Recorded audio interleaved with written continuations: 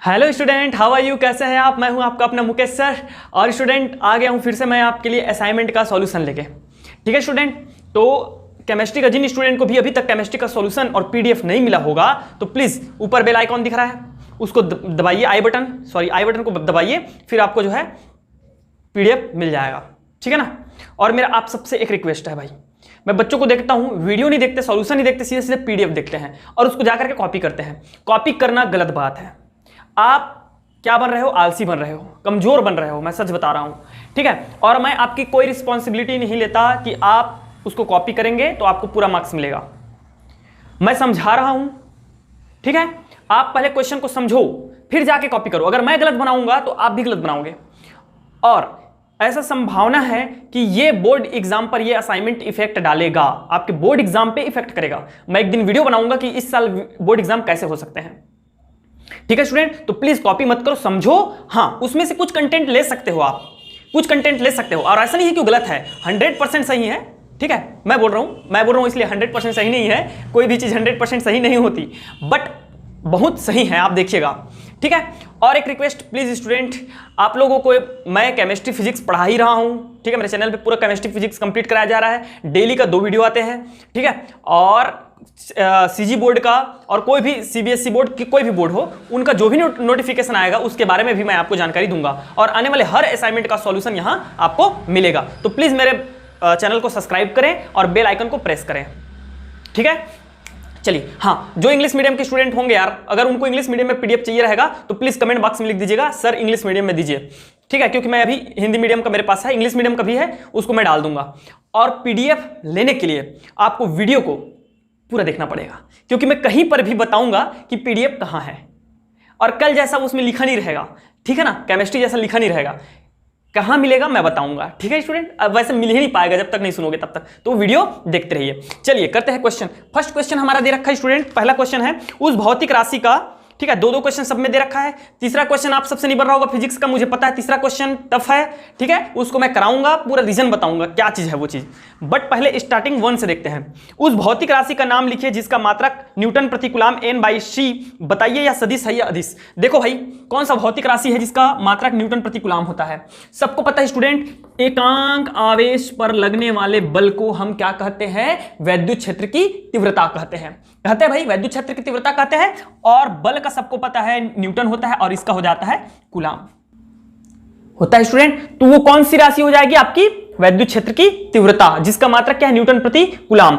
अब स्टूडेंट ये एक वेक्टर क्वांटिटी है, सदिश राशि है, क्योंकि हमारा जो बल होता है उसका एक डायरेक्शन होता है, इसका भी डायरेक्शन होता है positive to negative, negative to positive. ठीक है, ये इसका डायरेक्शन होता है स्टूडेंट। कोई भी चार्ज से जब आवेश निकलता है तो देखिए इस प्रकार आपका जो है वैद्युत क्षेत्र रेखाएं होती है, तो इनका एक क्या पाया जाता है? वैद्युत क्षेत्र की दिशा पाई जाती है, इसलिए ये हमारा क्या हो जाता है? एक सदिश क्वांटिटी हो जाता है। सेकंड क्वेश्चन आपका इसी में दे रखा है स्टूडेंट हमें कि एक भौतिक राशि का मात्रक फैरेड है, इसकी परिभाषा व विमी सूत्र बताइए। फैरेड। ठीक है, तो फैरेड किसका है स्टूडेंट? बता दो भाई, जल्दी बता दो यार। That is a capacitance, capacitor. ठीक है, कैपेसिटर। क्या होता है कैपेसिटर? देखो स्टूडेंट, मैं बता रहा हूं आपको कैपेसिटर क्या है। धारण करता है, धारिता, इसको हम संधारित्र बोलते हैं। धारिता, धारण करना, एब्जॉर्ब करना। जब हम किसी भी चालक को आवेश देते हैं, आवेश देने के कारण उसके विभव में क्या होती है? वृद्धि होती है, इंक्रीजमेंट होता है। ठीक है, और विभव में वृद्धि होने के कारण सबको पता है ओम का नियम क्या होता है? I, V is proportional to I, तो उसके जो है करंट में भी वृद्धि हो जाता है। और कैपेसिटर कहां है? कंडेंसर। बोर देखे हो? बोर में क्या लगा रहता है? कंडेंसर। पंखे में क्या लगा रहता है? कंडेंसर, सफेद रंग का। हर एक लगभग इलेक्ट्रॉनिक सामान में छोटे छोटे कंडेंसर लगे रहते हैं। मेरे फिजिक्स में देखिएगा, मैं आपको पूरा उसको दिखाया हूं कि क्या है कंडेंसर, कैसा रहता है कंडेंसर। तो कंडेंसर ही क्या है? कैपेसिटर है। तो स्टूडेंट ये हो गए। अच्छा, फैरेड किसकी मात्रक है? अभी देखते हैं। तो ये हमको एक रिलेशन मिल जाता है, आवेश देने पर विभव में वृद्धि होती है। अब इसको हटाने पर एक कांस्टेंट आता है स्टूडेंट C। ठीक है, इसका वैल्यू अगर मैं निकालना चाहूंगा तो C इज इक्वल टू हो जाता है Q/V। ठीक है, इसका हो जाता है स्टूडेंट कूलम, सबको पता है, और इसका हो जाता है वोल्ट। क्या हो जाता है? वोल्ट। और इसका एक और यूनिट होता है फैरेड। क्या हो जाता है? फैरेड। तो ये जो है धारिता का यूनिट है फैराड। समझ में आ गया? इसकी परिभाषा कैसे लिखेंगे स्टूडेंट? सपोज करो कोई V इज इक्वल टू मैं क्या ले लिया, 1 ले लिया, तो V इज इक्वल टू 1 लूंगा तो क्या हो जाएगा, Q is equal to Q। परिभाषा से लिखना है, जब किसी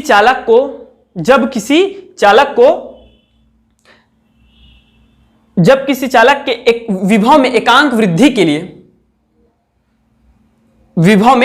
वृद्धि होती है तो दिए गए आवेश के बराबर होता है क्या, धारिता।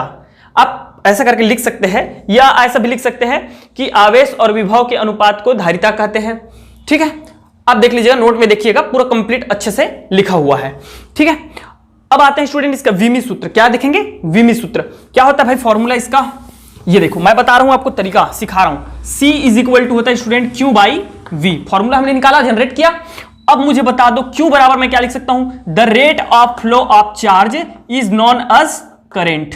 तो Q इज इक्वल टू हो जाएगा स्टूडेंट मेरा IT हो जाएगा, तो मैं यहां रख दूंगा IT। और मुझे पता है V इज इक्वल टू विभव का 3-4 सूत्र है, जिसमें से एक हमारा सूत्र होता है E इंटू डी होता है स्टूडेंट, यह डिस्प्लेसमेंट और यह है आपका intensity of electric field. Okay, तो यहां पे देखिएगा I का होता है एम्पियर, विमी सूत्र क्या होता है, एम्पियर, और T जो है हमारा यह है टाइम, तो टाइम का क्या हो जाता है student, T divided by E into D. अब देखिएगा मैं इसको थोड़ा सा डिफरेंट टाइप में सॉल्व करता हूं, इसमें वैल्यू रख देंगे, क्यों का हो गया AT और हमारा V जो चल रहा है उसका ED लिख दिया हम लोग, ED। अब ED को मैं कैसे लिख सकता हूं, ये देखो आप, E इंटू डी।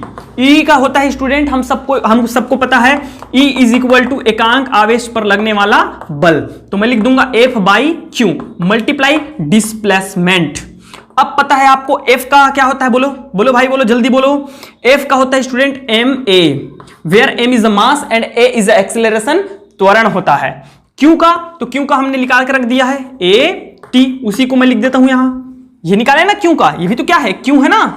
और डिस्प्लेसमेंट का क्या होता है स्टूडेंट, अभी बताता हूं डिस्प्लेसमेंट का क्या हो जाएगा, that is equal to m का हो जाता है मास का कैपिटल M, त्वरण का होता है स्टूडेंट, त्वरण का आपको पता है वेग बटे समय, और वेग बराबर डिस्प्लेसमेंट बटे, बोलो भाई बोलो, टी स्क्वायर लिख सकता हूं, तो ये हो जाएगा हमारा डी और डिस्प्लेसमेंट का हो जाता है स्टूडेंट L, और इसका हो जाएगा टी स्क्वायर, मतलब ये हो जाएगा टी स्क्वायर, है ना। तो मैं इसके जगह में क्या लिख सकता हूं, M हो गया, और A के जगह में क्या लिख सकता हूं स्टूडेंट, L T, ये हो जाएगा, ठीक है ना, ऊपर जाएगा तो, और डी डिस्प्लेसमेंट का फिर से क्या हो जाएगा, L हो जाएगा। इतना समझ में आ गया आप सबको। अब देखो भाई, इसको और इसको रख दीजिए यहां पे value, C is equal to हमारा हो जाएगा AT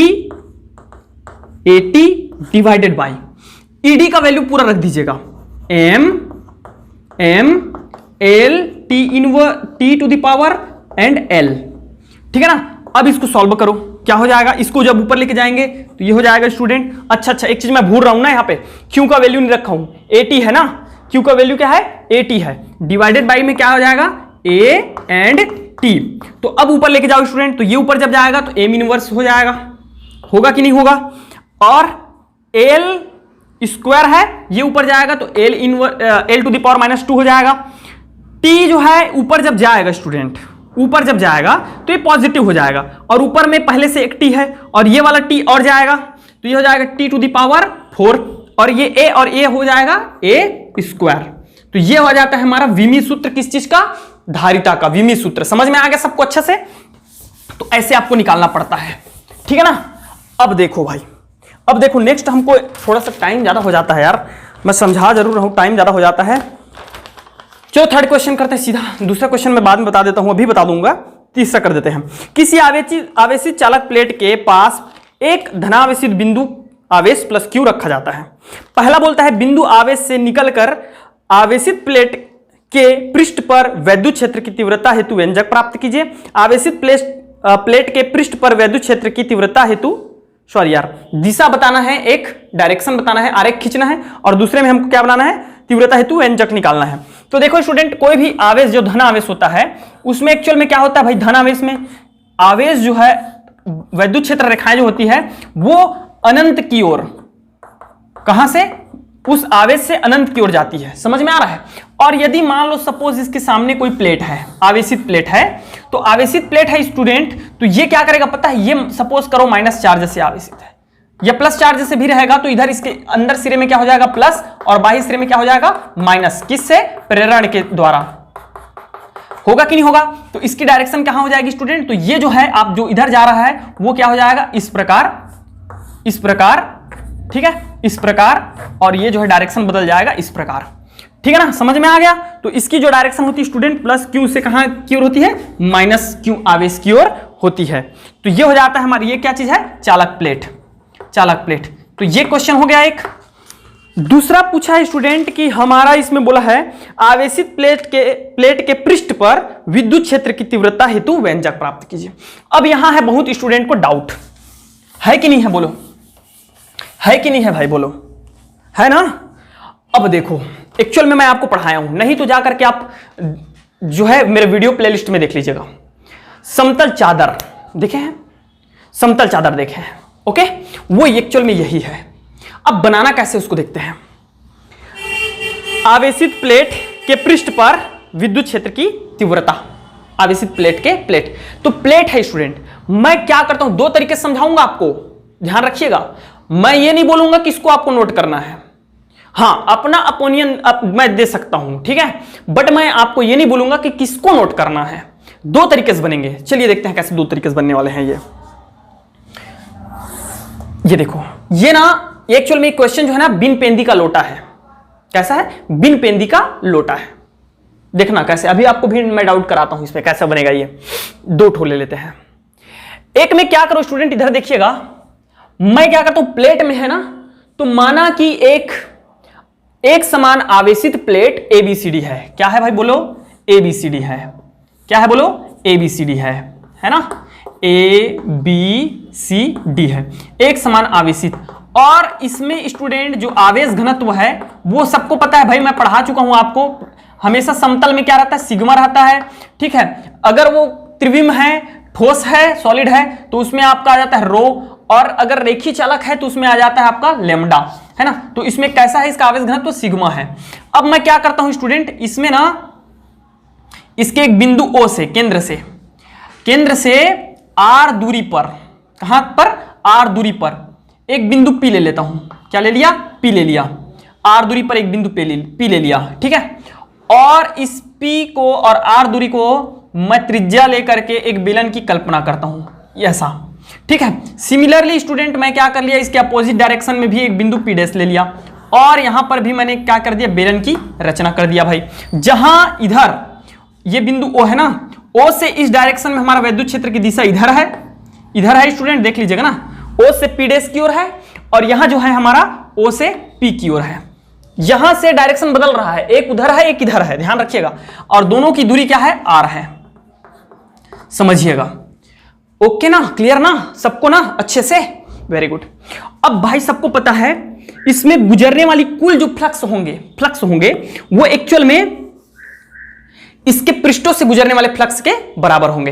तो इसमें कितने पृष्ठ है, बेलन में 3 पृष्ठ होते हैं स्टूडेंट, 2 वृत्तीय पृष्ठ, ये देखिए, ये वाला जो दिख रहा है वृत्तीय पृष्ठ, ये देखो ना भाई, मेरे चाक देख लो यार, ये फ्रंट वाला वृत्त होगा, वृत्त के आकार का है, और पीछे वाला वृत्त के आकार का है, और पूरा क्या है, वक्र पृष्ठ है। तो ये दोनों जो वृत्तीय पृष्ठ जो दिख रहे हैं वो क्या है स्टूडेंट, इसमें जो हमारा डायरेक्शन होगा, ये देखिए डायरेक्शन, इस पृष्ठ की दिशा इस वैद्युत क्षेत्र की दिशा के समांतर होगा कि नहीं। लेकिन ये जो वक्र पृष्ठ दिख रहा है स्टूडेंट, इसकी दिशा वैद्युत क्षेत्र से क्या है, लंबवत है। क्या है, लंबवत है। समझ में आ गया सबको अच्छे से ना। तो 3 पृष्ठ है, तो phi is equal to phi 1 plus phi 2 plus phi 3, जहां फाई 1 फाई 2 वृत्तीय पृष्ठ है और फाई 3 क्या है, वक्र पृष्ठ है। समझ में आ गया सबको। अब वक्र पृष्ठ के लिए निकालते हैं, चलो भाई, फाई 1 वृत्तीय पृष्ठ के लिए निकालेंगे, तो फाई 1 इज इक्वल टू सबको पता है EDS cos थीटा, ये हमारा रूल है।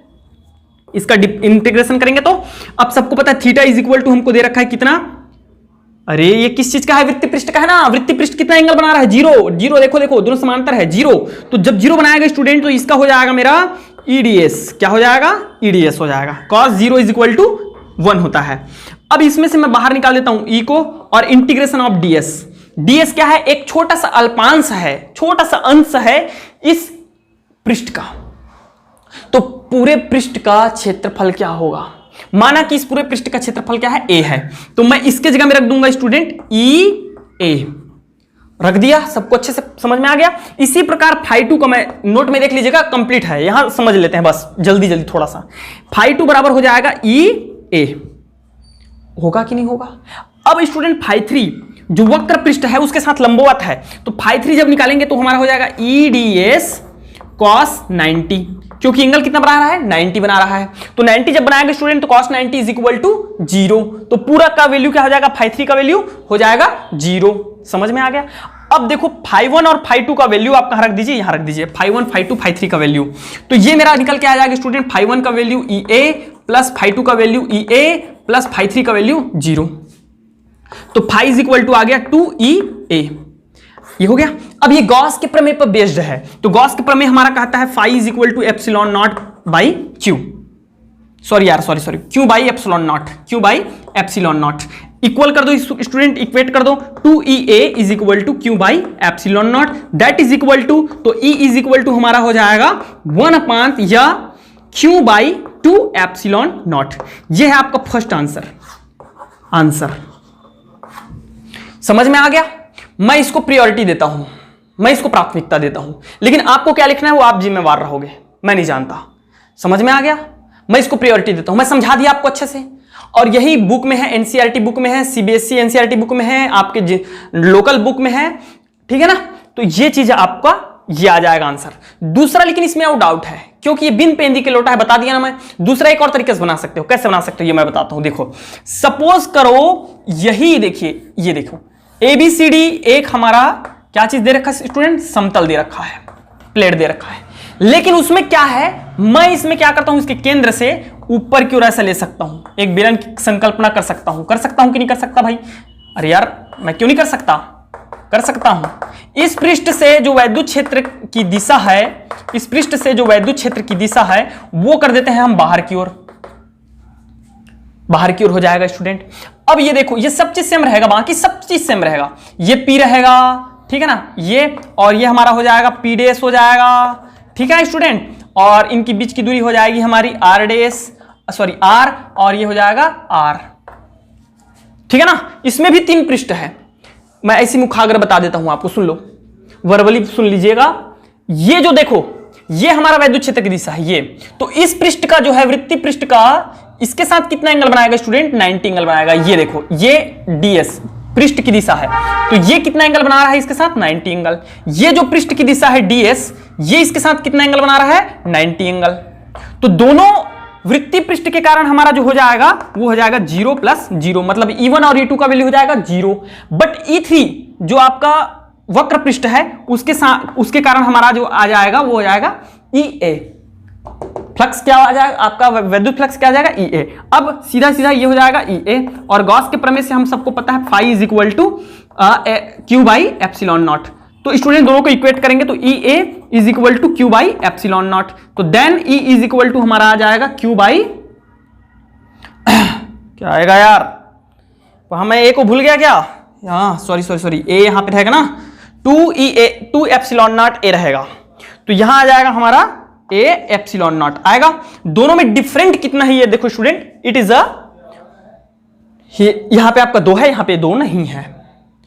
अब ये भाई बिन पेंदी का लोटा मैं पहले बता दिया हूं, समझ में मेरे को, मैं भी बहुत प्रयास किया, इसको बहुत ढूंढा, बहुत प्रयास किया, ठीक है, बहुत दिमाग दौड़ाया, तो मुझे फील हुआ कि मैं इसको ऐसे बना सकता हूं कि ऐसे बना सकता हूं। मैं प्रायोरिटी इसको देता हूं क्योंकि मैं खुद पढ़ाया हूं, आप जा करके देख सकते हैं वीडियो में, और इस चीज की मैं प्राथमिकता इसको नहीं देता, लेकिन दोनों ही सही हैं।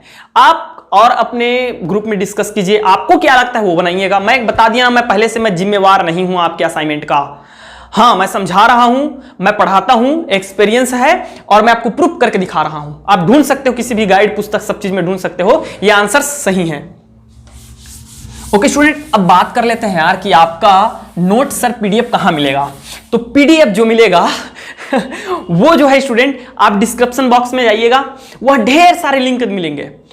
मैं नहीं बताऊंगा कि कौन सा लिंक आपका PDF का है, आप सभी लिंक को प्रेस करके देखना, लेकिन निकलेगा, पक्का निकलेगा PDF वहीं मिलेगा, पक्का, और एकदम स्पेशल नोट मिलेगा। समझ में आ गया? तो प्लीज जाइए और डिस्क्रिप्शन बॉक्स में चेक कीजिए, सबको दबा दबा के देखिएगा, 4-5 लिंक रहेगा, एक लिंक जो है आपका क्या हो जाएगा, पीडीएफ का लिंक हो जाएगा। ठीक है, चलो नेक्स्ट करते हैं भाई, नेक्स्ट क्वेश्चन। अब मैं बता रहा था दूसरा क्वेश्चन कर लेते हैं ना, इसके पहले दूसरा क्वेश्चन कर लेते हैं। दूसरा क्वेश्चन नहीं कराया था क्या, मैं नहीं कराया था, है ना? एकदम सिंपल क्वेश्चन है। एक समांतर प्लेट संधारित्र है स्टूडेंट, प्लेटों के बीच वायु है। देखिएगा, एक समांतर प्लेट संधारित्र है ऐसा। यार प्लीज पूरा देखा करो वीडियो को यार, समझो, कॉपी मत करो, प्लीज मत करो कॉपी, मेरी बात मानो, मैं मना करता हूं, मत कीजिए कॉपी, मत कीजिए। आप अपने आप को बर्बाद कर रहे हो। कंपटीशन एग्जाम में क्या करोगे आप? यहां तो मैं नोट बना के दे रहा हूं, असाइनमेंट मिल रहा है, आदत बिगड़ जाएगा आपका, प्लीज। ठीक है, अब ये देखो स्टूडेंट, इसको हम लोग क्या करते हैं, एक दो हमारा प्लेट है, इनके बीच की दूरी मान लो सपोज करते हैं d है, और इसके बीच क्या है, वायु है। ठीक है ना, वायु है। इसके एक सिरे को हमने धनावेश से आवेशित कर दिया, दूसरे को अर्थिन लगा दिया। समझ में आ रहा है? और इसके बीच जो हमारा परावैद्युतांक है, बीच वायु होने पर 10 माइक्रोफैराड धारिता प्राप्त होती है। माना कि स्टूडेंट, सॉरी यार थोड़ा सा जल रहा है मेरा। ओके स्टूडेंट, माना कि क्या है, धारिता, दोनों प्लेट के बीच की वायु की उपस्थिति में धारिता जो है, धारिता आप नोट देखिएगा, धारिता मैं मान लेता हूं C, वायु ले लेता हूं, क्या है, वायु है, और ये हमको दे रखा है 10 माइक्रोफैराड। 10 माइक्रोफैराड दे रखा है स्टूडेंट, वेरी गुड। ठीक है, और मुझे क्या दे रखा है, बोलो भाई, बोलो क्या दे रखा है। अब देखिए, इस स्थिति में दो समांतर प्लेटों के बीच की धारिता जो होती है student, C is equal to हमारा हो जाता है K epsilon naught A divided by आपका हो जाता है D। क्या हो जाता है, D हो जाता है। समझ में आ रहा है? अब यहां क्या दे रखा है, हम सबको पता है वायु के माध्यम में हमारा जो K होता है वो होता है 1, तो C इज इक्वल टू हो जाएगा स्टूडेंट एप्सिलॉन नॉट C, वायु के लिए ना, किसके लिए, वायु के लिए, किसके लिए, वायु के लिए, वायु, तो वायु के लिए हो जाएगा epsilon naught A divided by D। समीकरण 1 दे दो यार, क्या फर्क पड़ता है। अब दूसरा कंडीशन बोलता है स्टूडेंट, फिर से उन्हीं प्लेटों के मध्य, उन दोनों समांतर प्लेट संधारित्र जिसको पट्टिका भी बोलते हैं, ठीक है, इनके मध्य हमने क्या किया, एक को यहां पे अर्थिन लगा दिया, इस प्रकार AB है, इसकी दूरी को, बीच की दूरी को हमने क्या कर दिया, आधी कर दिया, क्वेश्चन में लिखा है, और इनके बीच एक परावैद्युतांक भर दिया गया है, ऐसा देख लो स्टूडेंट, कितने का, K इज इक्वल टू 5, परावैद्युतांक भर दिया है। तो C माध्यम के लिए देखिएगा, माध्यम के लिए क्या हो जाएगा student, K epsilon naught A divided by D by 2। जहां हमको K क्या दे रखा है स्टूडेंट, C माध्यम बराबर K का वैल्यू क्या दे रखा है, 5 एप्सिलॉन नॉट A, और ये जो 2 है ऊपर जाएगा तो 2 मल्टीप्लाई में आ जाएगा, और डिवाइडेड बाई में D। समीकरण नंबर 2 समझ में आ गया। अब क्या करो, समीकरण 2 से 1 को डिवाइड कर दो, C माध्यम 2 डिवाइडेड बाई 1, ठीक है, माध्यम डिवाइडेड बाई C वायु, तो क्या होगा भाई, बोलो क्या होगा, बोलो, देखो सब लोग देखो, इससे इसको डिवाइड कर दो, एप्सिलॉन नॉट से एप्सिलॉन नॉट कैंसिल, A से A कैंसिल, D से D कैंसिल, हो गया पूरा कैंसिल। इससे इसको डिवाइड कर रहे हो ना, तो ऊपर में बच जाएगा 5 2 10, और पूरा बाकी सब कट गया। अब मुझे वायु का जो है दे रखा है स्टूडेंट, धारिता दे रखा है 10 माइक्रोफैराड, 10 माइक्रोफैराड दे रखा है, तो C माध्यम का हो जाएगा स्टूडेंट, माध्यम बराबर, इसको मल्टीप्लाई करेंगे इधर, इसका मतलब वैल्यू दे रखा है मुझे 10 माइक्रोफैराड ना, नोट में अच्छे से है, देख लीजिएगा, मैं समझा रहा हूं अभी। तो C माध्यम बराबर हो जाएगा 10 10 100 माइक्रोफैराड। समझ में आ गया, कितना हो जाएगा, 100 माइक्रोफैराड। तो वृद्धि हो रही कि कमी हो रही, अरे भैया कभी भी किसी भी दो समांतर प्लेट संधारित्र के बीच अगर हम कोई परावैद्युतांक रखते हैं तो उसकी धारिता में क्या हो जाती है, वृद्धि हो जाती है। नहीं पता तो मैं पढ़ाऊंगा भी अच्छे से, आप लोग देख लीजिएगा वहां कैसे वृद्धि होती है। समझ में आया? तो कितना गुना वृद्धि हो गया, 10 गुना। पहले कितना था, 10 माइक्रोफैराड, अब कितना हो गया, 100 माइक्रोफैराड, मतलब 10 गुना क्या हो गया, वृद्धि हो गया। समझ में आ गया? Thank you. ठीक है, अब आगे देखते हैं नेक्स्ट क्वेश्चन हमारा क्या है। ओके स्टूडेंट, तो अब हम देखते हैं नेक्स्ट क्वेश्चन है हमारा। नेक्स्ट क्वेश्चन बोलता है, सुनिएगा, वायु या निर्वात में दो जो है हमको क्या दे रखा है स्टूडेंट, बिंदु आवेश दे रखा है। QP इज इक्वल टू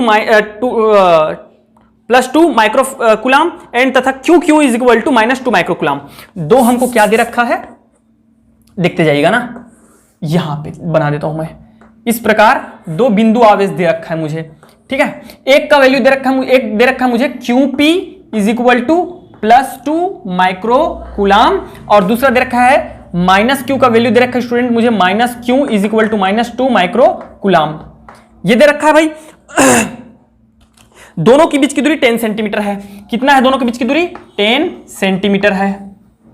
ये लिख कर देते हैं, ठीक है। अब क्या बोलता है, फर्स्ट बोलता है, फर्स्ट दोनों आवेशों को मिलाने वाली रेखा के मध्य बिंदु पर विद्युत क्षेत्र की तीव्रता ज्ञात कीजिए।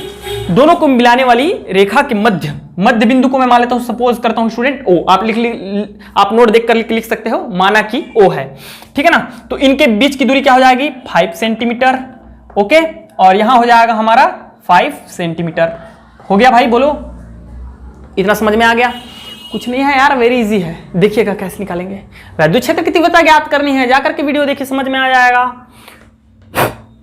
बिंदु QP के कारण O पर, बिंदु QP के कारण O पर विद्युत क्षेत्र की तीव्रता मैं लिख देता हूं, बिंदु QP के कारण ड्यू टू QP, ठीक है। इसको सपोज करते हैं हम लोग P बिंदु मान लेते हैं, इसको क्या मान लेते हैं स्टूडेंट? Q बिंदु मान लेते हैं। कारण क्षेत्र की तीव्रता, क्षेत्र की तीव्रता बोलो क्या हो जाएगा जल्दी से। इंटेंसिटी इज इक्वल टू, सबको पता है 1/4 pi epsilon not Q/r²। But Q यहां पे मुझे दे रखा है, Q क्या दे रखा है बोलो जल्दी से, +2 माइक्रोफैराड। ये 2 माइक्रोफैराड की जगह में क्या रख सकते हैं स्टूडेंट? पता है सबको, 2 multiply 10 to the power -6, sorry यार फैराड बोल रहा हूं, कूलाम ना। क्या रख देंगे? QP इज इक्वल टू हो जाएगा 10 to the power 2 multiply 10 to the power -6। हम तीव्रता ज्ञात करते हैं स्टूडेंट, तो वहां हमारा चार्ज डिपेंड नहीं करता प्लस है कि माइनस है, लेकिन जब विभव की बात आती है तो डेफिनेटली आपका जो माइनस और प्लस साइन का वैल्यू होता है। तो यहां पे हम क्या कर देंगे, और इन दोनों के बीच की दूरी क्या है स्टूडेंट? 5 सेंटीमीटर। तो 5 सेंटीमीटर बराबर आप सबको पता होगा, सेंटीमीटर को मीटर में कन्वर्ट करेंगे तो 5/100 मीटर होता है कि नहीं होता है? तो ये लिख दूंगा 5/100 का स्क्वायर, Q/r²। हो गया। इसको दे देता हूं इक्वेशन नंबर 1। इसी प्रकार ये किसके कारण था स्टूडेंट? P के कारण। इसी प्रकार Q के कारण क्या हो जाएगा? बिंदु Q के कारण O पर विद्युत क्षेत्र की तीव्रता जो हो जाएगी Q is equal to 1/4 pi epsilon naught 2 multiply 10 to the power -6 divided by same equation 2। अब परिणामी जो रिजल्टेंट आएगा स्टूडेंट, तो रिजल्टेंट जो होगा E इज इक्वल टू हो जाएगा EQ प्लस EP। तो ये हमारा निकल के आता है 1/4 pi epsilon not, 1/4 pi epsilon not. दोनों में से सबके सब देखो क्या करना है, सिर्फ ऐड करना है, जोड़ना है। तो भाई A और A क्या हो जाएगा? 2A हो जाएगा, मतलब 2 और पूरा इसका वैल्यू लिख दीजिएगा 2 मल्टीप्लाई, अरे मैं क्या बोल रहा हूं नहीं समझ में आ रहा क्या? 2 मल्टीप्लाई भाई A प्लस A क्या होता है? 2A होता है। 2 सामने में आता है और A को हम लिख देते हैं, तो ये A क्या हो जाएगा? 2A, मतलब 2 मल्टीप्लाई 1/4 पाई एप्सिलॉन नॉट, और ये हो जाएगा 2 multiply 10 to the power -6 divided by आपका हो जाएगा स्टूडेंट, इसको मैं काट सकता हूं 25 ओके ना। इतना समझ में आ गया सबको? अब क्या करना है, मिटा दूं क्या? मिटा देते हैं, इधर ऊपर मिटा रहे हैं। नोट तो नहीं कर रहे हो आप लोग, मुझे पता है, थक जाता हूं यार, बहुत मेहनत चल रहा है अभी। E इज इक्वल टू हो जाएगा भाई देखो 4 2 जा 4 multiply 10 to the power -6 divided by student बोलो क्या हो जाएगा? कुछ चीज भूल रहे हैं क्या हम लोग? नहीं भूल रहे हैं, ठीक है। 4 पाई एप्सिलॉन नॉट और 1/20 स्क्वायर। स्टूडेंट सबको पता है 1/4 पाई एप्सिलॉन नॉट का वैल्यू होता है 9 multiply 10 to the power 9 multiply 4 multiply 10 to the power -6, ठीक है ना, और डिवाइडेड बाय 1/20। तो 1/20 जो है ऊपर चला जाएगा स्टूडेंट, तो ये हो जाएगा 20 का स्क्वायर। हो गया। अब निकालो, सॉल्व करो। कैसे करोगे? देखो 9 4 जा 36, 9 चौक 36 मल्टीप्लाई, ये देख लीजिएगा 10 में से 9 जाएगा, कितना हो जाएगा? 6। ठीक है, और 2 दूनी 4, डबल 0 लगा दीजिएगा। तो E इज इक्वल टू हो जाएगा स्टूडेंट, मल्टीप्लाई कीजिएगा 36 multiply 4 multiply 10 to the power 6, 4 तो यहां पे लगा दीजिएगा 10 टू द पावर 8। तो E is equal to student इसका जब फाइनली सॉल्व करोगे आप तो 1.44 मल्टीप्लाई 10 टू द पावर 7, आप नोट में देख लीजिएगा। ठीक है, मेरे पास अभी कैलकुलेटर नहीं है, बट मैं इसको जो है सॉल्व कर रहा हूं, मुझे याद है 1.44 मल्टीप्लाई 10 टू द पावर 7 और इसका होता है न्यूटन प्रति कूलाम। समझ में आया? ठीक है, ये 7-6 हो सकता है, आप नोट में देख लीजिएगा, एकदम करेक्ट है। तो ये हो जाएगा इसका सॉल्यूशन। अब इसी में एक चीज और बोल दिया है स्टूडेंट, दूसरा क्या बोल दिया भाई, बोलो सुनो। एक परिमाण हाँ यही है, एक परिमाण आवेश परीक्षण आवेश है, और वो क्या करता है स्टूडेंट, एक परीक्षण आवेश जो है QR को PQ के मध्य में रख दिया जाता है। देखो ये था P और ये था Q, इसके मध्य में एक परीक्षण आवेश हम लोग रख देते हैं QR, रख दिए भाई, मध्य में रख दिया जाता है। परीक्षण आवेश QR पर लगने वाले बल का मान व दिशा ज्ञात कीजिए, मान व दिशा ज्ञात कीजिए, डायरेक्शन भी पूछा है आपसे। तो क्या होगा स्टूडेंट, वेरी सिंपल यार, सबको पता है E इज इक्वल टू होता है हमारा F बाई Q। तो मुझे F का वैल्यू निकालना है स्टूडेंट, तो यह हो जाएगा Q मल्टीप्लाई E। अब Q का वैल्यू मुझे दे रखा है, वो है 1.2 multiply 10 to the power minus 1.2 multiply 10 to the power minus 9, ठीक है, और E का वैल्यू मेरा आया था स्टूडेंट, सबको पता है 1.44 मल्टीप्लाई 10 टू द पावर 7 आया है। ओके, तो इनको जब सॉल्व करोगे स्टूडेंट तो आपको वैल्यू जो निकल के आता है वो आता है 1.728 multiply 10 to the power minus 2 newton. Okay, तो ये था आपका ये क्वेश्चन। अब बात आती है कि डायरेक्शन क्या होगा, बल की डायरेक्शन। तो जिधर वैद्युत क्षेत्र की दिशा होती है उधर ही क्या होता है, बल की दिशा होती है। अब यहां पे रखा हुआ था स्टूडेंट, पता है सबको, QP जो कि पॉजिटिव था, +2 माइक्रोकूलाम था, और यहां पे क्या रखा था, -2 माइक्रोकूलाम रखा था। और ये परीक्षण आवेश है, तो जनरली परीक्षण आवेश में बताया हूं आपको, जनरली परीक्षण आवेश जो होता है पॉजिटिव आयन होता है, तो ये हो जाएगा पॉजिटिव।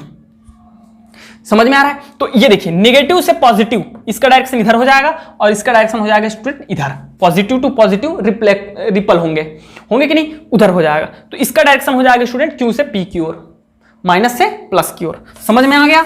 ये हो गया भाई। अब हमारा शायद एक मात्र क्वेश्चन बच गया, ठीक है, उसको देखते हैं। 5वां नंबर का क्वेश्चन, और क्या है भाई 5वां नंबर का क्वेश्चन बोला है, बिंदु आवेश विभव व विद्युत द्विध्रुव निकाय के कारण विद्युत विभव में 2 अंतर लिखिए। एक विद्युत द्विध्रुव के बढ़ाए गए अक्ष पर, मतलब अक्षीय स्थिति पर किसी बिंदु पर विद्युत विभव के हेतु व्यंजक भी ज्ञात कीजिए। चलो देखते हैं क्या है। बिंदु आवेश के कारण स्टूडेंट, बिंदु आवेश के कारण विभव एक चीज, ठीक है, और दूसरा हमको दे रखा है विद्युत द्विध्रुव के कारण, विद्युत द्विध्रुव के कारण विभव। सबसे फर्स्ट आपको इसका ना क्या याद करना है, विभव। सबसे पहले आपको पता होना चाहिए स्टूडेंट इसका फॉर्मूला क्या होता है, ये देखो आप, बिंदु आवेश के कारण जो विभव का फॉर्मूला होता है, V इज इक्वल टू होता है 1/4 pi epsilon naught Q divided by R।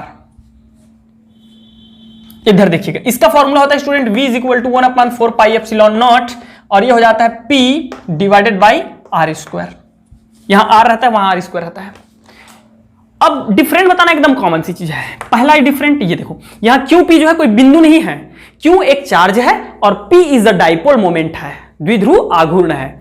तो ये देखिए स्टूडेंट, पहला तो डिफरेंट ये हो जाएगा कि इसके कारण जो विभव होता है बिंदु आवेश के कारण, वो दूरी के व्युत्क्रमानुपाती होता है, बट इसके कारण जो विभव होता है वो दूरी के वर्ग के व्युत्क्रमानुपाती होता है। समझ में आ गया? दूसरा डिफरेंट ये है कि ये जो है द्विध्रुव आघूर्ण पर निर्भर नहीं करता, और ये जो विभव है द्विध्रुव आघूर्ण पर, डाइपोल मोमेंट ये है ना, उस पर निर्भर करता है। खत्म यार। अब हमें क्या करना है, अक्षीय स्थिति में, ठीक है, उसके अक्ष पर हमको क्या करना है, विभव ज्ञात करना है। मैं क्या करता हूं, सिंपल एक, जैसे आप लोग विद्युत क्षेत्र की तीव्रता ज्ञात किए थे ना, सेम है, कुछ नहीं है। क्या कर देते हैं स्टूडेंट, यहां पे लगा देता हूं मैं क्या ले लेता हूं, ये देखिएगा A B ले लिया, यहां रख देता हूं पॉजिटिव आयन और यहां रख देता हूं नेगेटिव चार्ज, ठीक है। इसके केंद्र O मान लेता हूं और O से मैं ले लेता हूं R दूरी पर एक बिंदु P। ले लिया भाई। और सबको पता है किसी भी जो है हमारा इलेक्ट्रिक डाइपोल विद्युत द्विध्रुव का जो डिस्टेंस होता है वो 2a होता है कि नहीं होता है। अब मुझे क्या करना है, देखो देखो यहां वैद्युत क्षेत्र की दिशा हो जाएगी ई, इधर ओपी की ओर। भाई पहले सबसे फर्स्ट ऑफ ऑल, ठीक है, फर्स्ट ऑफ ऑल हमको पता है विभव की जो एकांक बिंदु आवेश के कारण विभव की जो फॉर्मूला होती है वो हो जाता है स्टूडेंट, क्या होता है, बोलो बोलो बोलो बोलो भाई, 1/4 पाई एप्सिलॉन नॉट होता है Q divided by R square. Sorry R होता है बिंदु आवेश के कारण, है ना, वो द्विध्रुव के कारण होता है P/r²।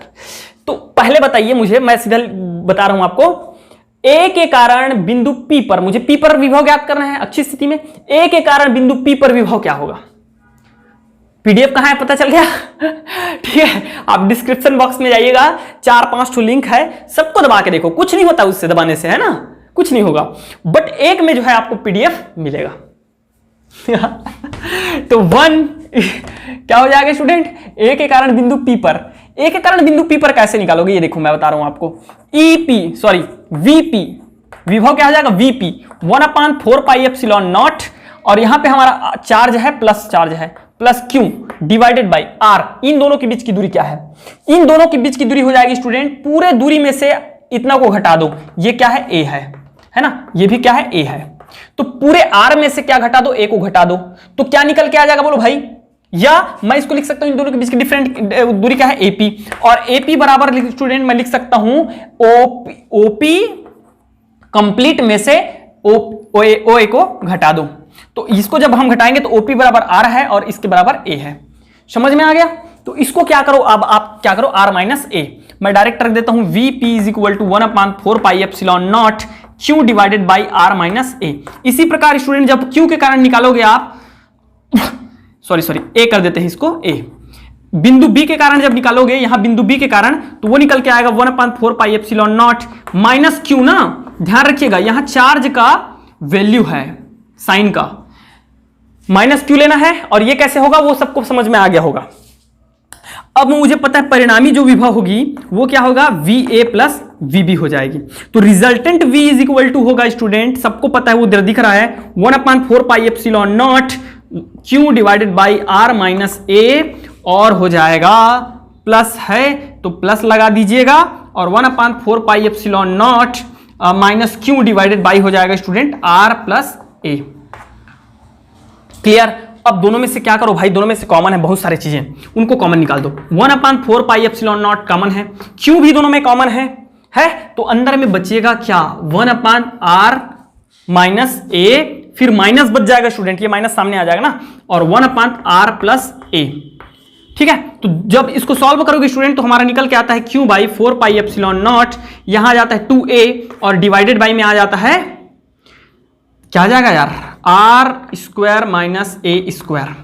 अब भाई क्या करेंगे, 2qa सबको पता है डाइपोल मोमेंट, एक आवेश और उनके मध्य, उस द्विध्रुव के मध्य A और B के मध्य के दूरी के गुणनफल के बराबर होता है, एक आवेश, तो ये एक आवेश और इनके बीच के मध्य के गुणनफल, दूरी के गुणनफल, तो ये हो जाएगा 1/4 पाई एप्सिलॉन नॉट, और यहां लिख दूंगा स्टूडेंट मैं P, और डिवाइडेड बाई में आ जाएगा R square minus A square.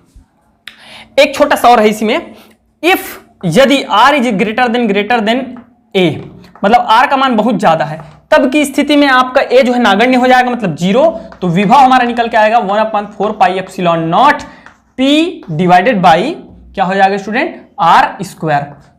समझ में आ गया? तो ये आ जाता है द्विध्रुव के कारण वैद्युत क्षेत्र की तीव्रता। नोट कहां मिलेगा, समझ में आ गया? जाइए डिस्क्रिप्शन बॉक्स में चेक कीजिए, 3-4 लिंक है, दबाइए, एक में आपको क्या मिलेगा, पीडीएफ मिलेगा।